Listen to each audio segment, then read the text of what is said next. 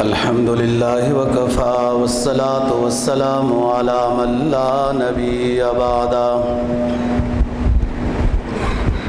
وعلى آله وأصحابه الذين أوفوا عهدا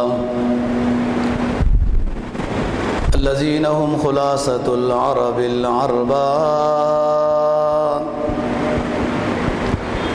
وخير الخلائق بعد الأنبياء أما بعد فأعوذ بالله من الشيطان الرجيم بسم الله الرحمن الرحيم والفجر وليال عشر والشفع والوتر والليل إذا يسر هل في ذلك قسم لذي حجر قال النبي صلى الله عليه وسلم من صام يوم عرفة يكفر الله الذنب العام الماضية والباقية صدق الله العظيم وصدق رسوله النبي الأمي الكريم ونحن على ذلك لمن الشاهدين والشاكرين والحمد لله رب العالمين۔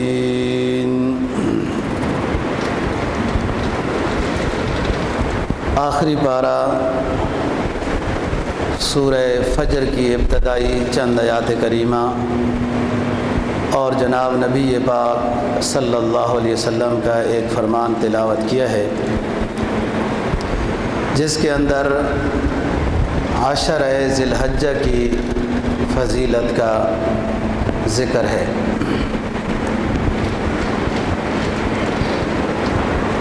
فرمایا والفجر، قسم ہے صبح کی، ولیال عشر، اور قسم ہے 10 راتوں کی، والشفع والوتر، اور قسم ہے جفت کی اور قسم ہے طاق کی، واللیل اذا یسر، اور قسم ہے رات کی جب وہ آ جائے۔ حل فی ذالک قسم لذی حجر، کیا ان قسموں میں عقل والوں کے لیے، کیا ان قسموں کے ذریعے سے عقل والوں کے لیے نصیحت حاصل کرنا کافی نہیں ہے کہ ہم نے ان 5 چیزوں کی قسم اٹھائی ہے عقل مندوں کو سمجھانے کے لیے؟ کیا ان کے واسطے ان 5 چیزوں کی قسم کافی نہیں ہے؟ جو نیک لوگ ہیں، اللہ والے ہیں، وہ جواب دیتے ہیں قالوا بلا، کیوں نہیں رب العالمین، ہمارے لیے کافی ہے، بغیر قسم کے بھی کافی ہے۔ جناب نبی پاک صلی اللہ علیہ وسلم کا جو فرمان تلاوت کیا ہے، اس کا مفہوم یہ ہے کہ جس شخص نے عرفہ کے دن کا روزہ رکھا تو اللہ تعالیٰ اس کے 2 سال کے گناہ معاف کر دیتا ہے۔ یعنی نامی ذی الحجہ کا روزہ غیر حاجیوں کے لیے، حاجیوں کے لیے روزہ نہ رکھنا افضل ہے۔ جو عرفات میں حاضر نہیں، حج نہیں کر رہے، ان کے لیے نامی ذی الحجہ کا روزہ رکھنا اتنی فضیلت ہے کہ 2 سال کے گناہوں کی معافی کے کفارے کا یہ 1 دن کا روزہ ضمانت دیتا ہے۔ فرمایا 1 سال گزشتہ ماضی والے سال کے گناہوں کا کفارہ بنے گا یہ 1 دن کا روزہ، اور ایک وہ سال جو آئندہ آنے والا ہے، اس میں جو گناہ ہوں گے ان کے لیے بھی یہ روزہ کفارہ بنے گا۔ اس حدیث میں تو یہ بیان ہوا ہے۔ ایک اور حدیث میں جناب نبی پاک صلی اللہ علیہ وسلم کا فرمان ہے کہ یوم عرفہ کا روزہ 2 سال کے روزوں کے برابر ثواب عطا کرتا ہے۔ ایک حدیث میں جناب نبی پاک صلی اللہ علیہ وسلم کا فرمان ہے کہ 1 ذی الحجہ سے 9 ذی الحجہ تک جو شخص روزے رکھتا ہے تو ہر روزے کا ثواب اس کو 1 سال روزوں کے برابر ملتا ہے،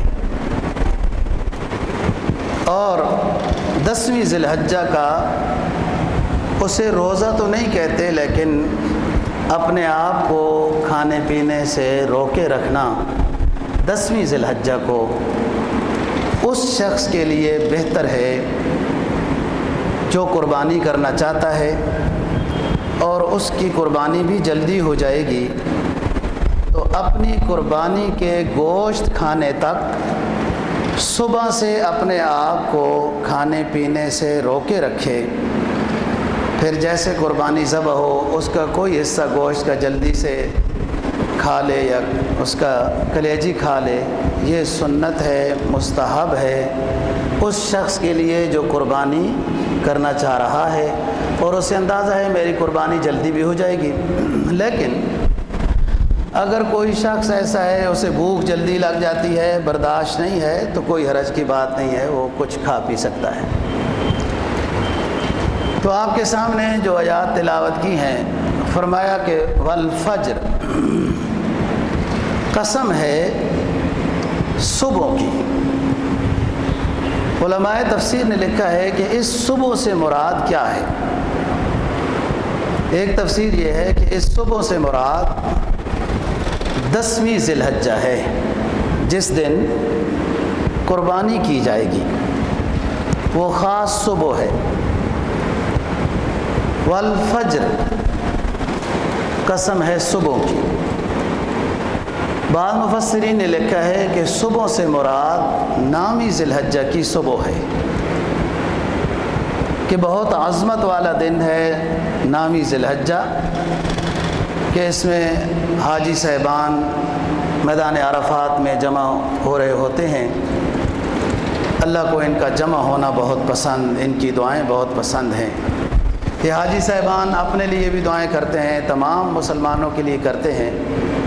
حدیث میں آتا ہے اللہ تعالیٰ میدان عرفات کے دن جتنے لوگوں کی مغفرت کرتے ہیں، پورے سال میں اتنی مغفرت کا اعلان نہیں ہوتا۔ یہ اتنا قیمتی دن ہے، اور آسمان دنیا پر اللہ پاک کما ہو شانہ نازل ہوتے ہیں اور اعلان کرتے ہیں کوئی ہم سے معافی مانگ رہا ہے، اس کی معافی قبول کرتے ہیں۔ والفجر، قسم ہے 9ویں ذی الحجہ والی صبح کی، کہ وہ خاص دن ہے۔ والفجر، اور قسم ہے تیسری تفسیر کہ 1 محرم کی، کہ 1 محرم سے اسلامی سال کی ابتدا ہوتی ہے۔ گویا کہ 1 سال گزر گیا، نیا سال شروع ہو رہا ہے، پتہ نہیں کتنے یہ سال پیغام لے کر آ رہا ہے، کتنے انقلاب آئیں گے، کتنی پریشانیاں آئیں گی، کتنی راحتیں آئیں گی، کتنے نئے لوگ آئیں گے، کتنی وفاتیں ہوں گی۔ تو 1 محرم یعنی اسلامی سال کے پہلے دن کی قسم، کہ اسلامی ہجری کا سال 1 محرم سے ہے، تو مسلمان جو ہے وہ ایک نئی نیت، نئے جذبے، نئے ولولے کے ساتھ اپنے اسلامی سال کی ابتدا کرے، اللہ سے مانگے اللہ اس میں مجھے نیکیوں کی توفیق دے، گناہوں سے بچا، صحت و عافیت عطا فرما، عزت اور راحت نصیب فرما۔ 4 تفسیریں۔ 5ویں تفسیر ہے والفجر، قسم ہے ہر صبح کی، ہر دن کی صبح ایک نیا پیغام لے کر آتی ہے، کہ آپ کی زندگی میں سے ایک دن اور کم ہو گیا، ایک نیا دن شروع ہو گیا ہے۔ اب اس نئے دن میں کیا کچھ ہونے والا ہے کسی کو معلوم نہیں ہے، جو آج ہی دن شروع ہوا۔ بے شک انسان کچھ تدبیریں بناتا رہے، اللہ کا فیصلہ غالب ہو کے رہتا ہے، واللہ غالب علی امرہ۔ تو ہر صبح کی قسم اللہ نے اٹھائی، والفجر، کہ ہر صبح ایک نیا پیغام لے کر آتی ہے۔ اس میں کیا ہونے والا ہے، کیا آج راحت ملے گی، کیا کوئی پریشانی کی خبر آئے گی۔ اسی وجہ سے تو صبح کے وقت دعائیں کرنا سنت ہے کہ اللہ تعالیٰ جو آنے والا دن ہے اس میں خیر و عافیت نصیب فرما، اور اس کے اندر کوئی شر ہے تو اس سے محفوظ فرما۔ تو ہر صبح ایک نیا پیغام لے کر آتی ہے۔ انسان کچھ پروگرام اور تدبیریں بناتا رہتا ہے، جو بعض دفعہ اس کی تدبیریں ٹوٹ جاتی ہیں تو وہ اللہ کا فیصلہ غالب آ جاتا ہے۔ حضرت علی رضی اللہ تعالیٰ عنہ سے کسی نے پوچھا تھا کہ اللہ کو آپ نے کیسے پہچانا ہے؟ تو حضرت علی رضی اللہ تعالیٰ نے جواب دیا کہ اپنی تدبیروں کو جب ٹوٹتا ہوا پایا تو مجھے سمجھ میں آ گیا کہ کوئی اور قوی ذات ہے جو میرے پروگرام کو توڑ دیتی ہے، ختم کر دیتی ہے، اور وہ اللہ رب العزت کی ذات ہے۔ تو والفجر، قسم ہے صبح کی، اس میں سب یہ اہم دنوں کی صبح کی قسم آ گئی۔ وَلَيَالٍ عَشْرٍ، اور قسم ہے 10 راتوں کی۔ 10 راتوں سے مراد مفسرین نے لکھا ہے کہ 10 ذی الحجہ ہے۔ ان 10 راتوں کی قسم اٹھائی اللہ پاک نے۔ حدیث میں جناب نبی پاک صلی اللہ علیہ وسلم کا فرمان ہے کہ ان 10 راتوں میں عبادت کرنا اور دن کو روزے رکھنا بہت زیادہ فضیلت رکھتے ہیں، حتیٰ کہ بعض حدیث میں آتا ہے رمضان کی راتوں کے برابر ان کا ثواب ہے۔ یوم عرفہ کی رات کو عبادت، دن کو روزہ، نامی ذی الحجہ کو جناب نبی پاک صلی اللہ علیہ وسلم نے فرمایا رات کی عبادت لیلۃ القدر کے برابر ہے، اور دن کا روزہ 2 سال کے روزوں کے برابر ثواب رکھتا ہے۔ تو وَلَيَالٍ عَشْرٍ میں 10 راتوں کی قسم اٹھائی، اس سے مراد 10 ذی الحجہ کے یہ 10 دن ہے، 10 راتیں 10 دن ہیں، یہ بہت فضیلت والے ہیں۔ ایک حدیث میں جناب نبی پاک صلی اللہ علیہ وسلم کا فرمان ہے جو ان دنوں میں روزہ رکھ لے، جو 9 دن پورے ہیں اور 10واں جس نے قربانی کرنی ہے وہ قربانی تک ہے، اس کو روزہ نہیں کہنا چاہیے، بس کھانے پینے سے اپنے آپ کو روکنا ہے۔ جس نے ان دنوں میں روزے رکھے اور عبادت کی، گناہوں سے بچا، ہزاروں روزے کا ثواب اس کو ملے گا، اور خود ہزاروں کا بن جاتا ہے۔ ایک حدیث میں جناب نبی پاک صلی اللہ علیہ وسلم کا فرمان ہے کہ جس شخص نے 1 ذی الحجہ سے روزے رکھے تو ہر روزے کا بدلہ 1 سال روزوں کا ثواب ملے گا۔ تو 8 ذی الحجہ تک تو 8 سال کا ثواب ہوا۔ نامی ذی الحجہ کا جب روزہ رکھے گا یوم عرفہ تو 2 سال کا ثواب ہے، ایک ماضی کا ایک آنے والے روزوں کا 2 سال کا ثواب ہے، اور 2 سال گناہوں کے کفارے کی ضمانت ہے یوم عرفہ۔ وَلَيَالٍ عَشْرٍ، قسم ہے ان 10 راتوں کی۔ اس میں عید الاضحیٰ بھی آ جاتی ہے کہ 10ویں دن شروع ہو جاتی ہے، ایام تشریق بھی شروع ہو جاتے ہیں، اللہ اکبر لا الہ الا اللہ واللہ اکبر وللہ الحمد، جو نامی ذی الحجہ کے صبح کی نماز کے بعد سے پڑھنا شروع کر دینا ہوتا ہے۔ تو ان 10 راتوں کی قسم کہ اس میں عبادت اور روزے کا بہت ثواب ہے۔ یہ اشہر حج میں سے، اشہر حج تو شوال ذیقعدہ بھی ہے، لیکن ذی الحجہ جو اس کے 10-12 دن ہیں اشہر حج میں، جتنے مہینے حج کے ہیں ان میں سب سے قیمتی دن اشہر حج میں سے 10 ذی الحجہ ہیں، یہ پہلے دن۔ اسی میں حاجی احرام باندھ کر منا کی طرف بھی جاتے ہیں، لبیک اللہم لبیک پڑھتے ہوئے، یہ مبارک دن ہیں۔ اور اللہ پاک کا دوستو خصوصی انعام ہے بس ہر چند دن بعد اللہ پاک اپنی خصوصی رحمت والے فضیلت والے ایام دن گھڑیاں بھیجتے رہتے ہیں کہ اہل اسلام متوجہ ہوں، اپنے گناہوں کی معافی کرا لیں، اللہ کے ساتھ صلح کر لیں۔ بہت بہت فضیلت ہے ان دنوں کی۔ وَلَيَالٍ عَشْرٍ کی ایک تفسیر تو یہ ہے کہ یہ ذی الحجہ کے 10 دن مراد ہیں۔ دوسری تفسیر وَلَيَالٍ عَشْرٍ، اور قسم ہے 10 دنوں کی۔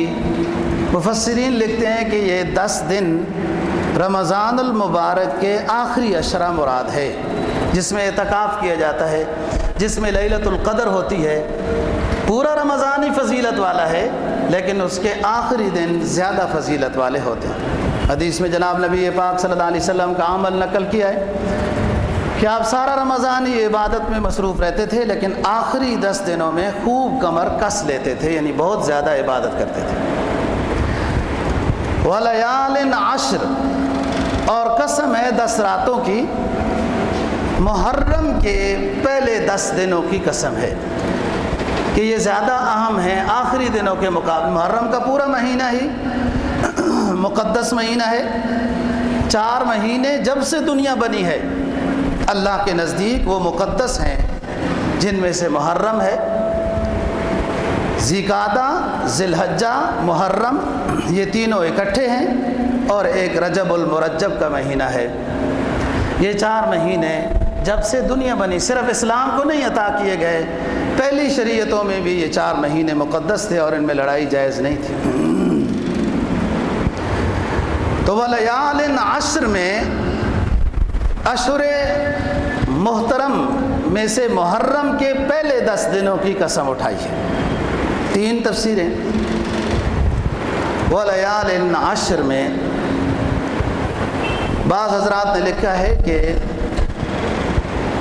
وَلَيَالٍ عَشْرٍ میں ہر مہینے کے 10 دنوں کی قسم ہے، اور اس میں ایک مسلمان کو خصوصاً عام انسانوں کو ایک پیغام دینا ہے کہ جس طریقے سے ہر چاند کے پہلے 10 دن بچپن کے ہوتے ہیں، تھوڑا سا آتا ہے آدھا گھنٹہ، پھر غروب ہو جاتا ہے، پھر دوسرے دن 1.5 گھنٹہ آتا ہے، تیسرے دن 2 گھنٹے چاند نظر آتا ہے، چوتھے دن اس طرح بڑھتا جاتا ہے۔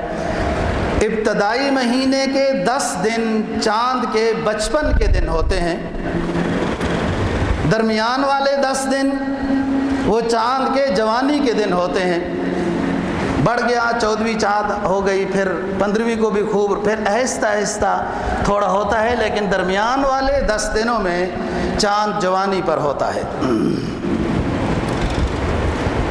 وَلَيَالٍ عَشْرٍ میں آخری 10 دن ہر مہینے کے کہ اس میں چاند کمزور ہو جاتا ہے، حتیٰ کہ کالعرجون القدیم، ایک ٹوٹی ہوئی چوڑی کی طرح آخر میں رہ جاتا ہے، اتنا کمزور ہو جاتا ہے اور پھر چھپ جاتا ہے، پھر نیا نکل کے آتا ہے۔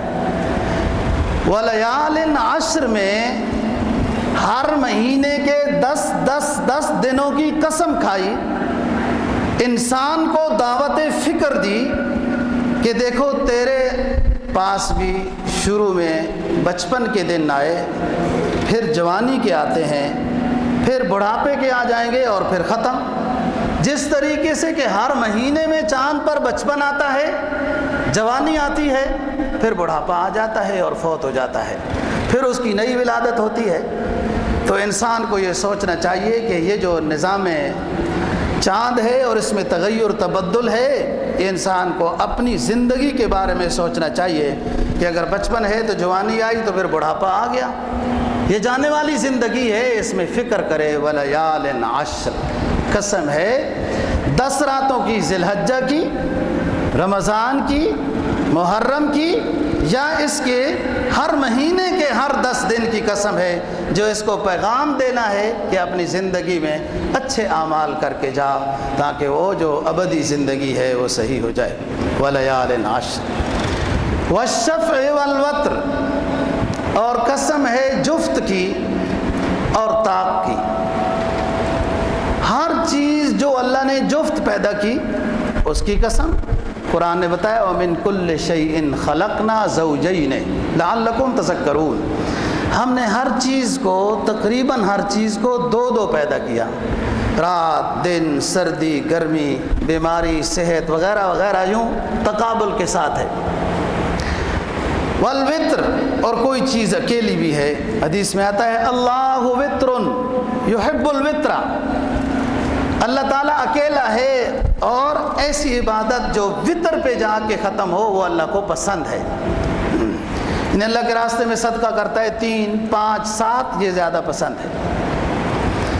بعض حضرات نے لکھا ہے والشفع والوتر، کہ ہر اس نماز کی قسم جو جفت ہے اور ہر اس نماز کی قسم جو طاق ہے۔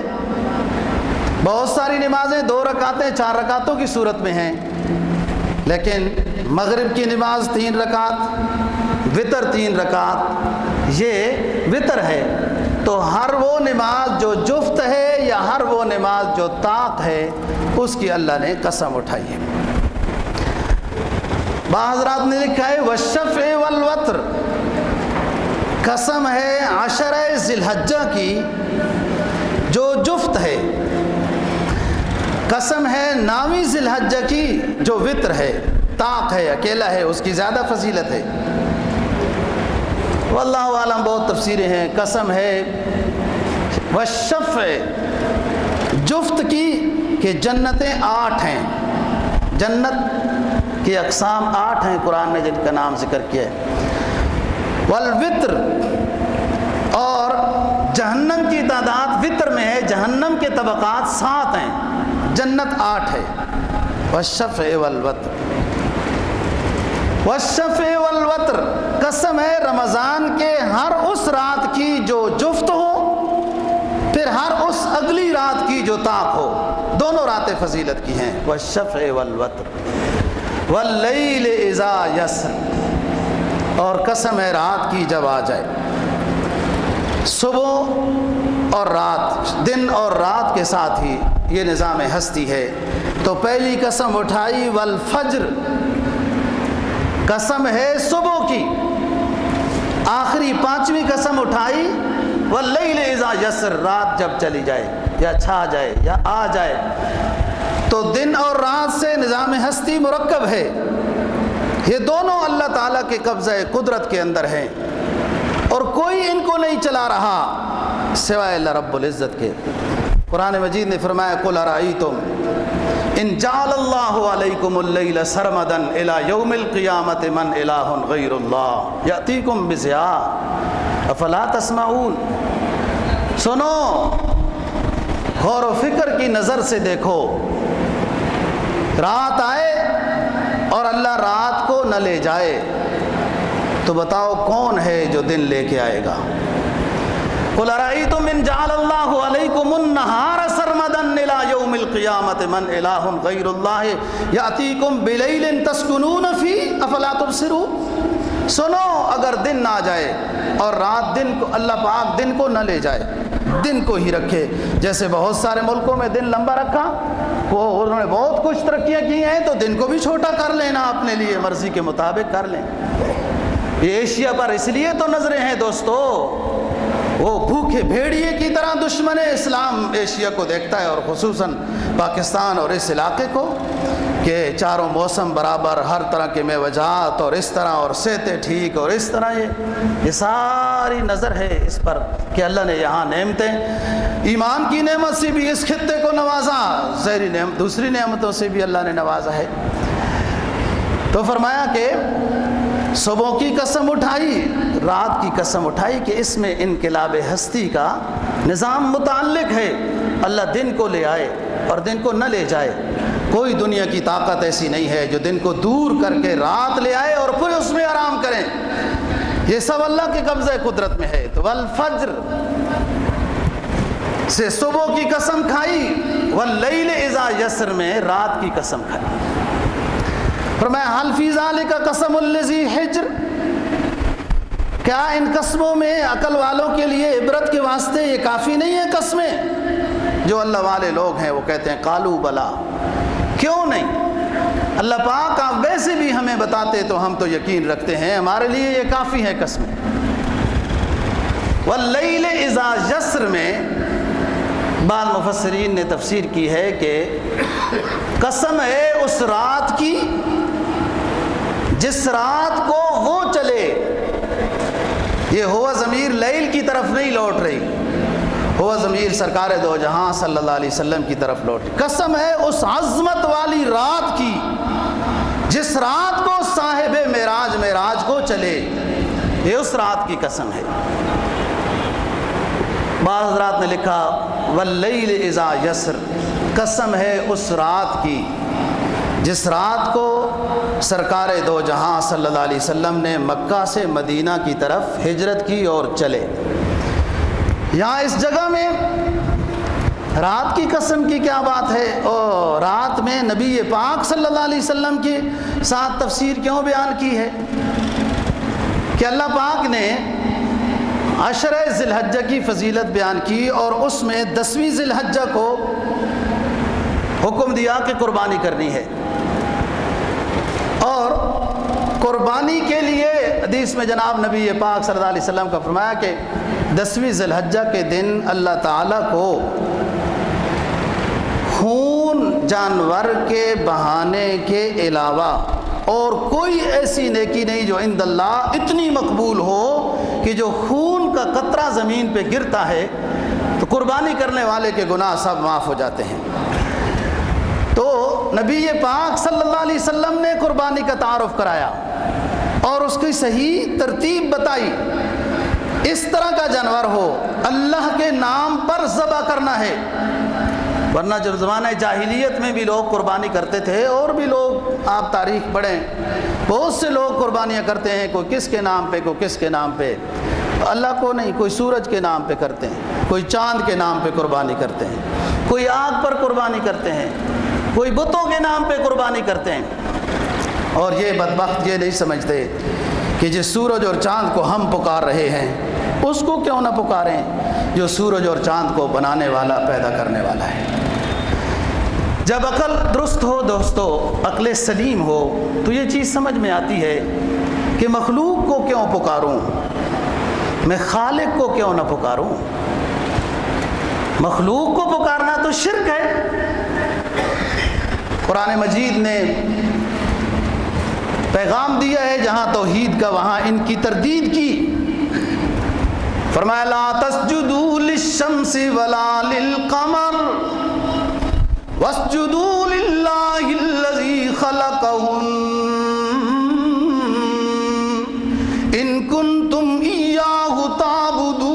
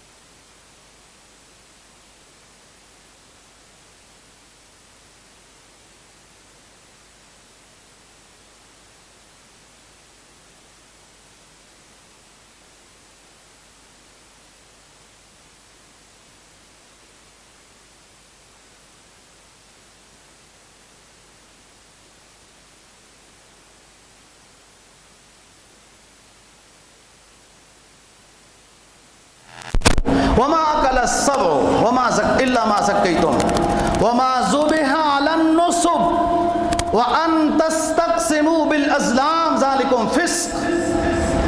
مردار کھاتے تھے، خون پیتے تھے، خنزیر کھاتے تھے وغیرہ وغیرہ. اور فرمایا وما ذبح علی النصب، جو بتوں کے نام پر قربانی دیتے ہو یہ حرام ہے، یہ نظر لغیر اللہ ہو گئی. بے شک وہ بکرا حلال ہے، اللہ نے حلال بنایا، حلال پیدا کیا ہے، لیکن غیر اللہ کے نام پہ جب ذبح ہو جائے گا تو حرام ہو گیا، نجس لعین ہی ہو گیا. وما ذبح علی النصب، یہ مشرکین مکہ بتوں کے نام پر قربانی کرتے تھے. وان تستقسموا بالازلام، اور لاٹری جانتے ہو نا، لاٹری یہ لگاتے تھے، یہ وہ بھی جانتے تھے. لوگ کہتے ہیں دنیا نے آج بڑی ترقی کی ہے، جوئے کا بڑے بہترین اڈے بنائے ہیں، وہ سارے شیوخ جمع ہو جاتے ہیں دبئی میں، اور اس طریقے سے شہزادے بھی جو کیا کمال کیا بدھو، تم نے کیا کمال کیا ہے. یہ تو زمانہ جاہلیت کا مشرک بھی جوا کھیلنا جانتا تھا، جس کو قرآن نے اس کھیل کو ملعون کہا، غلط کہا. اسلام نے اس کو منع کیا. مسلمانوں نے اپنے ملک میں، اسلامی ملک میں اڈے بنائے، اور ایک پارٹی شہزادوں کی کھیلنے والی، دوسرے کافر بھی کھیلتے ہیں، وہ کھیلیں تو کھیلیں، ان کا کیا ہے. قرآن کیا کہتا ہے؟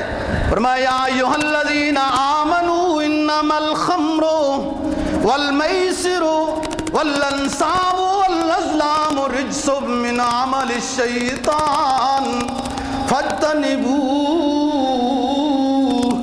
فاجتنبوه لعلکم تفلحون. یا ایھا الذین آمنوا انما الخمر والمیسر والانصاب والازلام رجس من عمل الشیطان. اے ایمان والو، شراب اور جوا، انما الخمر والمیسر، شراب اور جوا، والانصاب، اور غیر اللہ کے نام پہ جانور ذبح کرنا، والازلام، بٹورنے کے لیے لاٹریاں ڈالنا، رجس من عمل الشیطان، یہ گندگی ہے، شیطانی کام ہے. فاجتنبوہ، ان سے بچو، لعلکم تفلحون، پھر کامیابی ملے گی. سودی نظام سے باز آؤ. یہ ہر روز انعامی بانڈ آج نکلنے والی ہے، تاریخ آج جانے والی ہے. یہ سب لاٹری ہے دوستو، جوا ہے، یہ سب سود ہے. ان چیزوں سے اپنے آپ کو پاک کرو. اس طرح کے نظام سے جو اللہ کو دعوت جنگ دے رہا ہے، اس نظام سے اپنے آپ کو پاک کرو، پھر اللہ کی طرف سے مدد آئے گی. تو نبی پاک صلی اللہ علیہ وسلم نے دوستو قربانی کا تعارف کرایا کہ اللہ کے نام پر قربانی، اور اللہ کی طرف سے خصوصی فضل و کرم تو اللہ نے اپنے خلیل پہ کیا. وہ تو تیار ہو گئے تھے، اپنے بیٹے کو لے آئے تھے ذبح خانہ میں. وہاں منا میں ایک سیمٹ کے ساتھ بنا ہوا ایک تخت سا ہے، جو پہلی کبری ہے اس کے بعد، کہ یہ وہ جگہ ہے جہاں پر حضرت ابراہیم علیہ السلام نے اپنے بیٹے کو لٹایا تھا، ذبح کرنا شروع کیا. یہ تو اللہ کی طرف سے انعام ہوا. ابراہیم علیہ السلام کی آزمائش تھی دوستو، کہ اللہ نے فرمایا کہ بس ہو گئی، آپ کی قربانی قبول ہو گئی، یہ پیچھے دیکھو دمبا ہے، یہ ذبح کرو. وہ ذبح ہوا، قبول ہو گیا. دیکھو اگر وہی قربانی یوں رہتی تو ابراہیم علیہ السلام تو کامیاب ہو چکے تھے، وہ تو ذبح کر رہے تھے، اب اللہ کی طرف سے اذن نہیں تھا ذبح ہونے کا. یہی قربانی باقی رہتی تو پھر کیا ہوتا؟ بہت سے دنیا نے تو پھر فیل ہو جانا تھا. اب تو اللہ کا مال ہے، اللہ کے مال میں سے ایک اچھا جانور ذبح کرنا ہے، یہ کیا مشکل ہے؟ اور پھر عجیب انعام کے کھانا بھی خود ہے. نبی پاک صلی اللہ علیہ وسلم کی چند خصوصیات ہیں جو پہلی امتوں کو نہیں عطا کی گئی. ان میں ایک یہ روئے زمین مسجد بنائی گئی. پہلے نہیں تھا، نماز کا وقت ہو جائے تو عبادت خانے میں جانا ضروری تھا. یہاں جانا واجب ہے، اگر عذر ہو تو جہاں بھی نماز ہو وہ پڑھ سکتا ہے۔ یہ نبی پاک صلی اللہ علیہ وسلم کی برکت سے ہے۔ پہلے پانی ہی پانی اعلی طہور تھا، نبی کی برکت سے اگر پانی نہیں یا استعمال پہ قدرت نہیں تو مٹی سے تیمم کر سکتے ہیں۔ اور اسی طریقے سے مال غنیمت حلال نہیں تھی، آسمان بجلی جلاتی تھی۔ قربانی حلال نہیں تھی، آسمان بجلی جس کے قبول ہوتی تھی جلا دیتی تھی۔ نبی کی برکت سے مال غنیمت بھی حلال طیب قرار دیا، اور قربانی کا گوشت بھی کہ آپ خود کھاؤ، غریبوں کو کھلاؤ، 3 حصے کرو، ایک اپنے لیے، رشتہ داروں کے لیے، ایک اور غریبوں کے لیے۔ یہ بہتر ہے۔ اگر اپنے ہی بہت سارے افراد ہیں خود بھی کھا سکتا ہے، کھانے کی نیت سے ذبح نہ ہو، ذبح تو اللہ کے نام پر، اللہ کی رضا کی خاطر ہو۔ تو نبی پاک صلی اللہ علیہ وسلم نے دوستو یہ تعارف کرایا، والفجر، قسم ہے صبح کی، خاص صبح جو قربانی والی صبح ہے۔ تو یہ عشرہ ذی الحجہ کے دن چل رہے، ان قریب آنے والے ہیں۔ اتوار کو غالباً چاند دیکھنے کی ترتیب ہے۔ امام مسلم نے روایت کی ہے کہ جو شخص قربانی کرنا چاہتا ہے، اس کا ارادہ ہے، صاحب حیثیت ہے، تو وہ 1 ذی الحجہ سے قربانی ہونے تک اپنے ناخن اور جسم کے کسی حصے کے بال نہ کاٹے۔ یہ اچھی بات ہے، تشبہ بالحجاج ہے۔ وہ بھی قربانی کے بعد ان کو حلق کرانے کی اجازت ہے، قربانی کے بعد حاجی حلق کراتے ہیں۔ تو 1 ذی الحجہ سے پہلے آدمی اپنی مونچھیں وغیرہ ناخن درست کر لے، پھر 10 دن یہ ناخن اور جسم کے کسی حصے کے بال پہلے صفائی کر لے، پھر نہ کاٹے، تو زیادہ ثواب ہے قربانی کرنے والے شخص کے لیے۔ اور اگر کوئی نہیں کر سکتا تو گناہگار نہیں ہے، اس کو ثواب زیادہ ملے گا جو شخص کے اس سنت پر عمل کر رہا ہے۔ اور ثقہ روایت ہے دوستو، مسلم شریف کی روایت ہے۔ قربانی کرنے کی بہت فضیلت ہے، انشاءاللہ ہم تفصیل سے اگلے جمعے پر بھی بیان کریں گے۔ صاحب حیثیت شخص جو عید کے دن ہے اس پر قربانی واجب ہے۔ اس میں سال گزرنا پیسے پر ضروری نہیں ہے، اور آج کل کی تاریخ میں 40-42 ہزار والا شخص صاحب حیثیت ہے۔ ایک ہمارے ہاں جو غلطی رواج پا چکی ہے کہ گھر میں سے پچھلے سال دادا کی قربانی کی تھی تو اس سال ابو کی کر لیتے ہیں، پھر اگلے سال اللہ نے زندگی دی تو امی کی کریں گے۔ قربانی کا یہ فلسفہ نہیں ہے۔ جو صاحب نصاب ہے، صاحب حیثیت ہے، اس شخص پر قربانی واجب ہے۔ اگر گھر میں 4 فرد ہیں، چاروں کمانے والے ہیں، الگ الگ اپنا پیسہ رکھتے ہیں اور وہ نصاب کو پہنچے ہوئے ہیں، یا اتنا زیور ہے جو 40,000 سے اوپر بن جاتا ہے، تو جتنے شخص گھر میں صاحب نصاب ہیں اتنے پر قربانی واجب ہے۔ یہ جو ترتیب ہے کہ اس کی طرف سے یہ اچھی بات ہے۔ اپنے بزرگوں کی طرف سے جو فوت ہو چکے ہیں ان کی طرف سے قربانی کرنا اچھی بات ہے، زندوں کی طرف سے بھی کرنا اچھی بات ہے، لیکن اپنا حصہ پہلے ضرور ڈالنا ہے، اپنی قربانی لازمی ہے، کیونکہ یہ تو صاحب نصاب ہے، صاحب حیثیت ہے، اس پر اپنی قربانی واجب ہے، اور دوسروں کی طرف سے قربانی کرنا نفل ہے، مستحب ہے، ثواب ہے۔ البتہ اتنی بات یاد رکھنا کہ جو شخص اپنے مرحومین کے لیے قربانی کرنا چاہتا ہے، ان رشتہ داروں کے لیے جو فوت ہو چکے ہیں، ثواب ہے، اچھی بات ہے، لیکن اس حصے کا گوشت سب کا سب غرباء میں تقسیم کرنا لازم ہے۔ جو شخص فوت ہو چکے ہیں ان کے لیے آپ قربانی کرنا چاہتے ہیں، دادا کے لیے، پردادا کے لیے، کسی اور استاد کے لیے، بزرگ کے لیے، آپ صلی اللہ علیہ وسلم کے لیے، تو اس گوشت کو اپنے استعمال میں نہ لائے تاکہ زیادہ سے زیادہ ان کو ثواب ملے، یہ سب غرباء میں تقسیم کرے جو میت کے لیے۔ جناب نبی پاک صلی اللہ علیہ وسلم کو اللہ پاک نے مدنی زندگی جب عطا کی ہے، ہر سال آپ نے قربانی کی، ہر سال قربانی کی، اور 2 دمبے آپ ازواج مطہرات کے لیے گائے کا انتظام ہوتا تھا، اور اس میں ان کے حصے رکھ دیے جاتے تھے کہ اس میں 7 ہیں، اس میں شریک ہو جائیں، اس طرح۔ لیکن آپ صلی اللہ علیہ وسلم نے اپنی قربانی کے لیے دمبے کو منتخب کیا ہے. ایک آدھ دفعہ گائے بھی کی ہے جب سفر میں تھے تو 2 دمبے آپ قربان کرتے تھے. اور دمبے جب لائے جاتے تھے اور آپ ذبح فرماتے بسم اللہ اللہ اکبر یوں پڑھ کے جب ذبح کرتے خود ذبح کرتے تھے, پھر دعا فرماتے اللہم تقبل منی کما تقبلت من خلیلک ابراہیم اللہم ھذا عنی, اے اللہ یہ دمبا تو میری طرف سے ہے, اسے قبول کر. وَھذا عمن لم یضح من امتی, اور یہ دمبا میری ان امتیوں کی طرف سے ہے جو کمزور غریب ہونے کی وجہ سے قربانی نہیں کر سکیں گے, ان کی طرف سے یہ میری طرف سے قربانی ہے. 2 دمبے آپ قربان, ایک اپنی طرف سے اور ایک میری ان امتیوں کی طرف سے کہ جو قربانی نہ کر سکیں. گویا غریب بھی اسلام میں تو دوستوں مایوسی ہے ہی نہیں, ہر پہلو میں اسلام کی طرف سے ہدایت موجود ہے, ہدایات موجود ہیں. بھائی کوئی حج عمرہ نہیں کر سکتا, کمزور ہے, غریب ہے, اشراق چاش پڑے, حج عمرے کا ثواب ملتا رہے گا. اپنے والدین کو محبت کی نظر سے دیکھے, حج عمرے کا ثواب, اور جس کے پاس پیسے ہیں حج عمرہ کرے. ہر پہلو میں اسلام کے پاس ہدایت موجود ہے.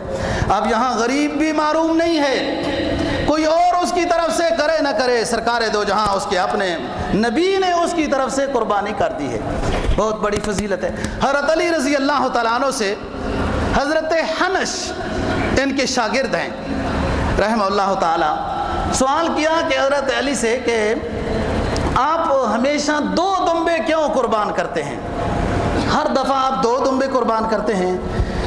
یہ شاگرد نے سوال کیا حضرت علی رضی اللہ تعالیٰ عنہ سے, تو انہوں نے جواب دیا کہ مجھے ایک دفعہ رسول اللہ صلی اللہ علیہ وسلم نے بلایا اور فرمایا کہ علی دیکھو جب میں دنیا سے پردہ کر جاؤں گا تو آپ میرے ثواب کے لیے میری طرف سے آپ قربانی کریں گے. تو میں نے وعدہ کیا تھا نبی پاک صلی اللہ علیہ وسلم سے کہ اللہ کے رسول ضرور بضرور میں آپ کی طرف سے قربانی کروں گا. تو آپ کا معمول بھی چونکہ 2 دمبے کرنے کا تھا, اس لیے میں بھی 2 دمبے کرتا ہوں, ایک اپنی طرف سے, ایک نبی پاک صلی اللہ علیہ وسلم کی طرف سے. تو اس سے ساری امت کو بھی پیغام ہے دوستو, یہ سب کچھ ملا ہے نبی پاک صلی اللہ علیہ وسلم کی برکت سے. اس امت کو بہت فضیلتیں ملی ہیں سرکار دو جہاں صلی اللہ علیہ وسلم کی طرف سے. بہت اللہ والے گزرے ہیں دوستو, بہت سچے عاشق گزرے ہیں, سچے عاشق گزرے ہیں. ہم تو وہ عشق کے اس صف میں بھی نہیں آتے کہ جس میں صرف مشابہت تو بنا لی جائے. دیکھو نا, تشبہ بالحجاج, کہاں ناخن نہ کاٹو, بال نہ کاٹو, حاجیوں سے مشابہت کرو. اللہ حاجیوں کو بہت پسند کرتے ہیں, تمہیں بھی پسند کر دے گا, تمہارے گناہ بھی معاف کرے گا. ہم تو ظاہری مشابہت والے عاشق بھی نہیں بنتے. اللہ والے دوستو بہت گزرے ہیں. تاریخ لکھتی ہے ایسے بہت سے لوگ گزرے ہیں نیک, جنہوں نے اپنے حج فرض کیے, اپنے حج جب فرض کر لیا, اپنا عمرہ کر لیا, تو ہر سال حج نبی پاک صلی اللہ علیہ وسلم کے ثواب کے لیے کرتے ہیں. ہر سال عمرے کرتے ہیں اور ایک عمرہ سرکار دو جہاں صلی اللہ علیہ وسلم کے لیے کرتے ہیں کہ ہماری حاضری, ان کو کیا ضرورت, وہ مقام محمود پہ فائز ہوں گے میدان حشر میں. حدیث میں آتا ہے کہ میں مقام محمود میں تمہارا انتظار کروں گا میدان حشر میں, اور یہ قربانی جس کی قبول ہو گئی وہ جہنم کے سامنے یہ قربانی رکاوٹ بن جائے گی, آڑ بن جائے گی, اس شخص کو جنت میں لے جائے گی. ہر بال کے بدلے میں ثواب انشاءاللہ بات کریں گے. میں کہہ رہا ہوں بہت سے نیک لوگ گزرے اللہ والے ہیں بھی کہ اپنی طرف سے قربانی. ایک فیصل آباد کا شخص مجھے حج میں ملا تو اس پر بہت ساری قربانیاں اپنے گھر کے لحاظ سے بھی تھیں, تو وہ اس سے حساب کروا رہا ہے قربانیوں کا. تو میں نے کہا کوئی بات نہیں, آپ گھر میں فون کر لیں, تو جو آپ کے مالدار ہونے کے لحاظ سے قربانیاں آپ پر واجب ہیں وہ فیصلہ بعد میں کر لیں گے. عجیب بات اس نے کہی دوستو, کہتا ہے پھر وہاں 1,00,000 قربانی کا ثواب تو نہیں ملے گا.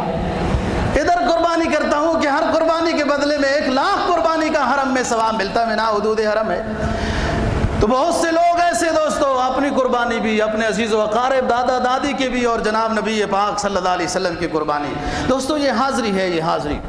اور بہت سے بڑے بڑے اللہ والے گزرے جو ان سنتوں پر عمل کرنے والے ہیں، نبی پاک صلی اللہ علیہ وسلم کا قرب حاصل کر رہے ہیں، عمرے کر رہے ہیں ان کے سارے ثواب کے لیے، حج کر رہے ہیں، قربانیاں کر رہے ہیں۔ بہت سے لوگ آگے پیچھے یوں اشتہار بھی شائع کرتے رہتے ہیں، جی آپ صلی اللہ علیہ وسلم کی طرف سے قربانی نہیں ہے، اپنے مرحومین کے لیے قربانی نہیں ہے۔ یاد رکھو بات، میں نے حوالہ دیا ہے رواہ مسلم کہ امام مسلم کی روایت ہے، امام ابو داود اور امام ترمذی کی روایت ہے، جو حضرت علی رضی اللہ تعالیٰ عنہ کو آپ نے وصیت کی ہے کہ میری طرف سے آپ قربانی کرنا، اور اس میں حد بندی نہیں ہے، جو بھی کرنا چاہے۔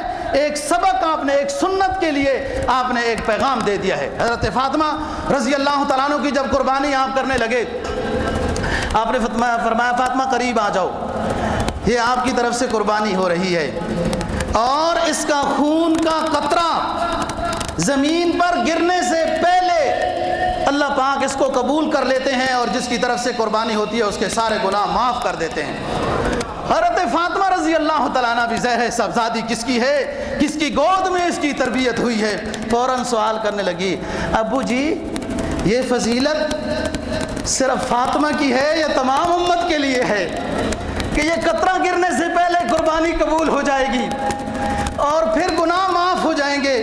یہ فضیلت صرف آل بیت کے لیے، حضرت فاطمہ کے لیے ہے یا تمام امت کے لیے ہے؟ سرکار دو جہاں صلی اللہ علیہ وسلم نے فرمایا میری تمام امت کے لیے یہ فضیلت ہے کہ قربانی عند اللہ جب مقبول ہو جائے، قطرہ گرنے سے پہلے قبول ہو جائے گی اور اس کے سارے گناہ معاف ہو جائیں گے۔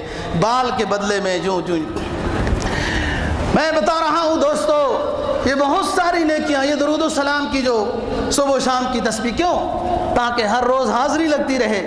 تو اس میں بھی جن حضرات کو اللہ نے توفیق بخشی ہے، صاحب حیثیت ہے، یہ سب ان کا مال ہے، ہمارا مال نہیں ہے، یہ اللہ کا مال ہے دوستو۔ مما رزقناہم ینفقون کی تفسیر پڑھے، جو ہمارے پاس جو کچھ ہے وہ سب اللہ رب العزت کا ہے۔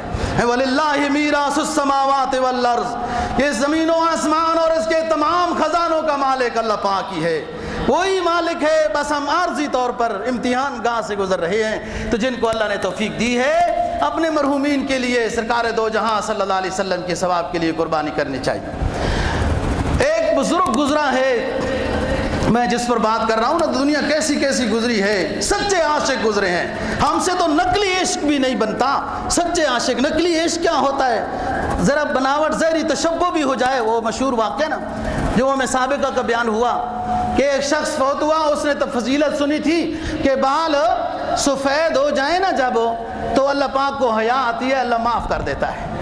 تو وہ شخص جوانی میں فوت ہو گیا۔ جب فوت ہونے لگا اپنے بچوں کو کہا میری داڑھی پہ آٹا مل دینا، آخرت میں جب منکر نکیر آئیں گے سوال و جواب کے لیے تو سفید داڑھی پیش کروں گا۔ سوال و جواب ہوا، اللہ کی طرف سے فرشتے سوال کرنے آئے کہ داڑھی پہ آٹا کیوں ملا تھا؟ اس نے کہا کہ اس لیے ملا تھا کہ داڑھی سفید نہیں ہوئی تھی، سفید بالوں سے اللہ کو حیا آتی ہے، تو میں اور تو کچھ نہیں کر سکتا، موت ہے اللہ آپ کے قبضے میں تھی، آپ نے جوانی میں دے دی، داڑھی ابھی سفید نہیں ہوئی تھی، تو زہری مشابہت بوڑھوں کی بنا کے آیا ہوں، تیری رحمت جب مچل جائے گی میری مغفرت ہو جائے گی۔ اللہ نے فرمایا جب زہری مشابہت ہی بوڑھوں کی لے کے آئے ہو تو میں نے معاف کر دیا ہے۔ ہم تو زہری مشابہت بھی نہیں، کیسے عاشق ہیں، بہت اللہ والے دوستوں گزرے ہیں، اس راستے میں تو آؤ نا، پھر پتہ چلتا ہے۔ ابن الفارس شرف الدین عمر بن علی سن 550 ہجری میں گزرا ہے، بڑا اللہ والا ہے، 3 جلدوں میں اس کی کتاب بھی ہے، دیوان ابن الفارس۔ نبی پاک صلی اللہ علیہ وسلم کی زیارت نصیب ہوئی، اور یہ زیارت بھی کوالٹی والے بندے کو نصیب ہوتی ہے دوستو، جب دل صاف ہو جاتا ہے، اتباع سنت میں آ جاتا ہے انسان، نبی راضی ہو جاتے ہیں، اللہ اور اللہ کا رسول راضی ہو جاتا ہے، پھر زیارت میں بشارت ملتی ہے۔ زیارت ہونا ہی بڑی چیز ہے دوستو۔ تو زیارت ہوئی ابن الفارس کو، بڑے قصائد اور بڑی تعریفیں لکھی اس نے، قرآن کی، حدیث کی، صحابہ کی، بہت ساری تعریفی باتیں ہیں۔ آپ صلی اللہ علیہ وسلم نے خواب میں ابن الفارس کو کہا تم نے اتنے بڑے بڑے قصائد لکھے، میرے بارے میں کوئی تعریف نہیں کی، میرے حق میں کوئی قصیدہ نہیں لکھا، یہ کیا بات ہے؟ ابن الفارس نے نبی پاک صلی اللہ علیہ وسلم کو خواب میں اشعار کی صورت میں جواب دیا ہے۔ اشعار جب پڑھے ابن الفارس نے تو نبی پاک صلی اللہ علیہ وسلم خوش ہو کے مسکرائے، شاباش دی، حد کر دی ہے تیری سوچ نے۔ اس نے وجہ بتائی کہ میں نے اپنے قصائد میں اے اللہ کے حبیب کیوں نہیں آپ کی تعریف کی ہے۔ پھر جب وہ اشعار سنائے نبی پاک صلی اللہ علیہ وسلم خوش ہوئے۔ اتفاق کی بات ایسی ہے کہ اس کے بعد اس بیچارے جلدی بلاوا آ گیا، کوئی ایسی ہی بات تھی۔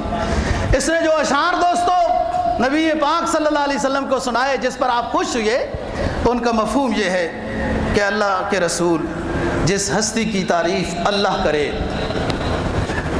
جس ہستی کی تعریف اللہ کرے، اس ہستی کی تعریف مخلوق میں سے کوئی نہیں کر سکتا۔ بے شک پوری کائنات آپ کی تعریف کرتی رہے، زمانہ ختم ہوتا رہے، بنتا رہے، دنیا آپ کی تعریف کرتی رہے، تعریف پوری نہیں ہو سکتی۔ میں اس لیے نہیں کی کہ میں ہر تعریف سوچتا تھا، پھر اس نتیجے میں پہنچتا تھا کہ میری تعریف تو ناقص ہے، اس کی شان اونچی ہے، میں اپنی کمزور تعریف، کہیں ایسا نہ ہو میری تعریف سے بے ادبی نہ ہو جائے کہ شان ادا نہیں ہو رہی، حق ادا نہیں ہو رہا۔ کیا کہتا ہے جو نبی پاک صلی اللہ علیہ وسلم کے ساتھ خواب میں ملاقات کر کے اشعار کی صورت میں سرکار کو جواب دے رہا ہے۔ آپ نے سوال کیا نا کہ آپ نے اتنے بڑے قصائد لکھے، میری تعریف نہیں کی ہے۔ کہتا ہے ارا کل مدح فی النبی مقصرا، ارا کل مدح فی النبی مقصرا، وَإِن بالغ المثنی علیہ وکسرا، اذا اللہ اثنى بالذی هو آلہ، اذا اللہ اثنى بالذی هو آلہ علیہ، فما مقدار ما یمدح الورا۔ کہتا ہے ارا کل مدح، اے میرے محبوب پیغمبر، اللہ کے محبوب ہستی، میں نے اس لیے تعریف نہیں کی اپنے قصائد میں آپ کی کہ میں نے اپنی ہر تعریف کو کمزور سمجھا، اپنی ہر تعریف کو ناقص پایا آپ کی شان کے مقابلے میں۔ ارا کل مدح، ہر تعریف کو میں دیکھتا ہوں جو نبی کے بارے میں ہوگی وہ کمزور ہے۔ ارا کل مدح فی النبی مقصرا، وَإِن بالغ المثنی علیہ وکسرا، اگرچہ دیوان لکھنے والے، بڑے بڑے شاعر، بڑے بڑے قصائد مدح و نعت بیان کرنے والے اپنی مدح و نعت میں حد درجے کا مبالغہ بھی کر لیں، پھر بھی نبی کی شان بیان نہیں ہو سکتی۔ اس لیے نہیں بیان ہو سکتی، اذ اللہ اثنى بالذی هو آلہ، اس لیے کہ اللہ پاک نے اپنے نبی آخر الزمان صلی اللہ علیہ وسلم کی خود تعریف کی ہے قرآن میں۔ فرمایا یا ایھا الذین آمنوا صلوا علیہ وسلموا تسلیما، ان اللہ وملائکتہ یصلون علی النبی، یا ایھا الذین آمنوا صلوا علیہ وسلموا تسلیما۔ اللہ پاک بھی درود و سلام بھیج رہے ہیں اپنے آخری حبیب پر۔ اے فرشتو، اے انسانو، تم بھی میرے آخری حبیب پر درود و سلام بھیجو۔ اللہ خود جو تعریف کر رہا ہے، جب اللہ نے تعریف کی ہے اپنے آخری حبیب کی، تو بتاؤ مخلوق میں سے کون سا ایسا شخص ہوگا جو اب نبی کی تعریف کو پورا کر سکے گا؟ کون سا گوشہ باقی رہ گیا جو اللہ نے تعریف کر دی اپنے حبیب کی؟ تو اور تو کوئی گوشہ رہا ہی نہیں ہے۔ جب لوگوں کے سامنے آئے، انہوں نے پھر یہ قصہ بیان کیا کہ آج نبی پاک صلی اللہ علیہ وسلم کی زیارت ہوئی، اور یہ بات میں نے کہی، نبی پاک صلی اللہ علیہ وسلم مسکرائے، خواب میں مسکرائے، تو لوگوں نے کہا بھائی کر دینی چاہیے تعریف۔ پھر ایک شعر پڑھا، اور اس کے بعد دوسرے تیسرے دن وہ نبی کے پاس پہنچ گئے، عالم ارواح میں ملاقات۔ کہتا ہے وَعَلَى تَفَنُّنِ وَاصِفِي بِحُسْنِهِ يَفْنِي الزَّمَانُ وَفِي مَا لَمْ يُوصَفُ۔ وہ سوال کرنے والوں جو مجھے یہ کہتے ہو کہ تم تم نے نبی کی شان میں قصائد کیوں نہیں بیان کیے؟ اس لیے نہیں کیے وَعَلَى تَفَنُّنِ وَاصِفِي بِحُسْنِهِ، کتنے بڑے بڑے صاحب فصاحت و بلاغت آئے جنہوں نے نبی کی تعریف کی. یفنی الزمان وفی ما لم یوسف، زمانہ آیا گیا، صدی آئی گئی، 100 سال آئے، دوسرے 100 سال گزرے، زمانہ آتا رہا جاتا رہا، صاحب فصاحت و بلاغت نبی کی شان بیان کرتے رہے. وما فیہ وفی ما لم یوسف، ہر قصیدہ پڑھنے والا، ہر نعت پڑھنے والا، ہر نبی کی شان بیان کرنے والا آخر میں اپنی عجز و انکساری بے بضاعتی کا اقرار کر لیتا ہے کہ اے سرکار دو جہاں تیری شان کے مطابق تو بس بیان نہ ہوا. اللہ تعالی ہمیں صحیح دین کی سمجھ، نبی پاک صلی اللہ علیہ وسلم کی اتباع کی